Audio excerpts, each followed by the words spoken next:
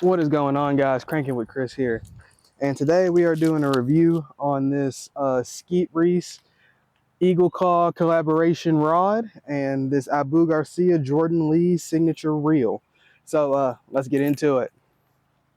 So right off the bat, if you've watched my channel at any point, you've probably seen a review for this rod on my channel at some point, and that's because I did one about, I think it was like 7-8 years ago when I first got the rod.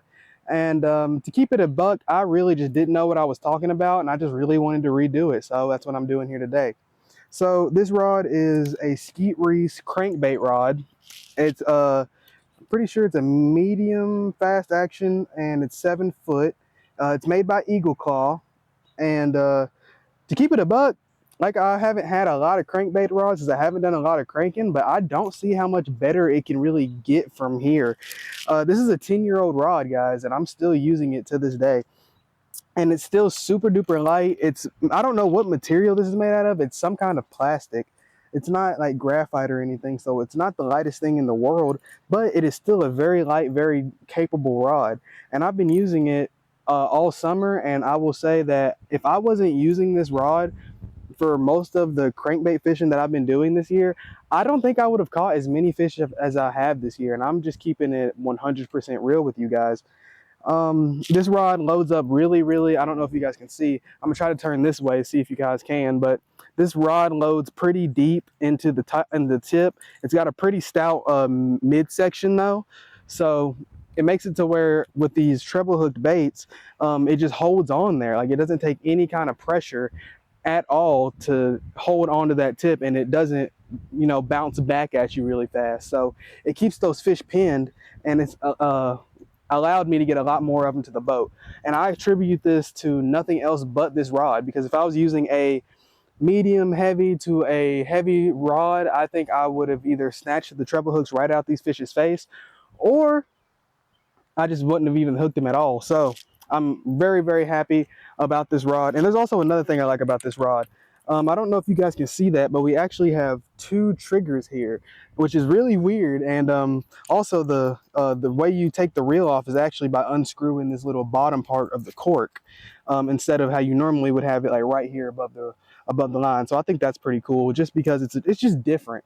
And also the double triggers, I have really big hands, so I really like it because I really like to full hand my reels. So I'll be sitting here like this, and this gives me a lot more leverage on these fish to where I can really set the hook on them. And I really like that. So Skeet Reese, you did a really good job with this reel. But now we're going to move on, with the rod. But now we're going to move on to the reel.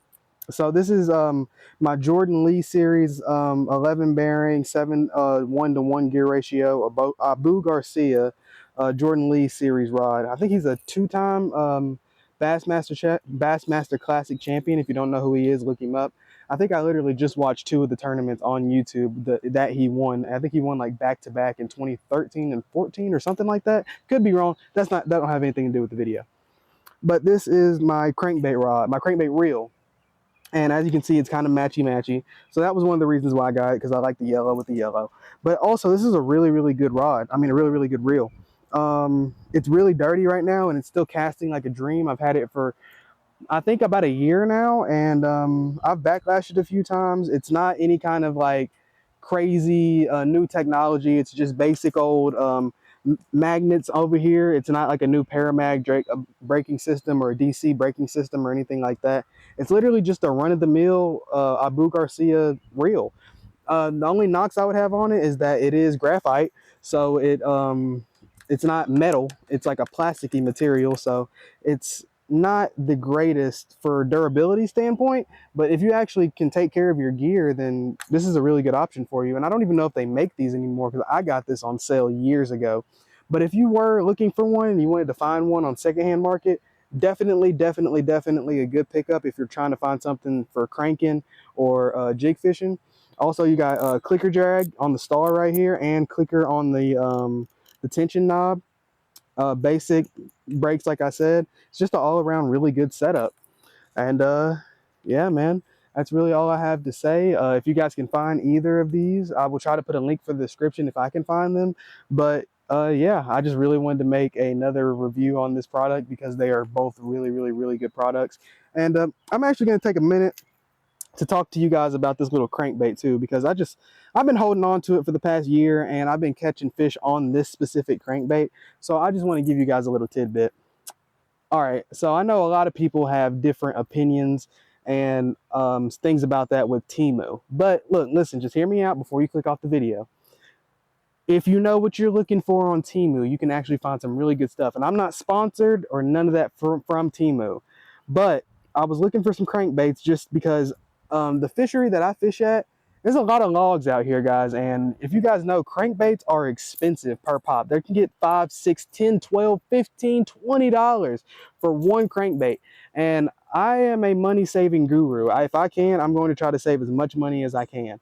So I went on to Temu and I was looking for a couple of crankbaits, just looking around, and I found this one.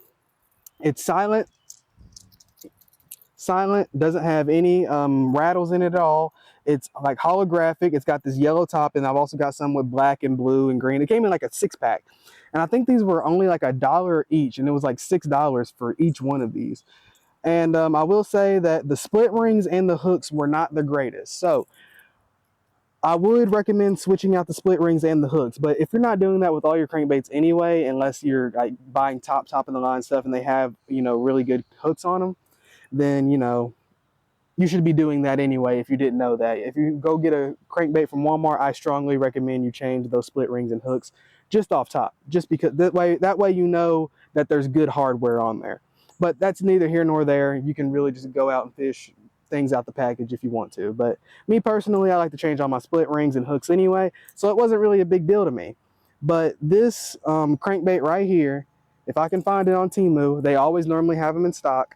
It's a really good crankbait. It's they're really, really cheap. They're really good. I've been using them all year, and I've been catching some good fish on them. I think the biggest one I caught on them this year so far was like a 2.5 pounder. So I mean, I'm not slaying, you know, 10, 12 pounders or nothing like that, but it's definitely a solid crankbait for the money. I mean, I don't think I could have beaten that for the amount of money that I spent on them. But yeah, guys, that's the end of the video, guys. I hope you enjoyed, and hit that like button, subscribe if you're new, and I'm out. Peace.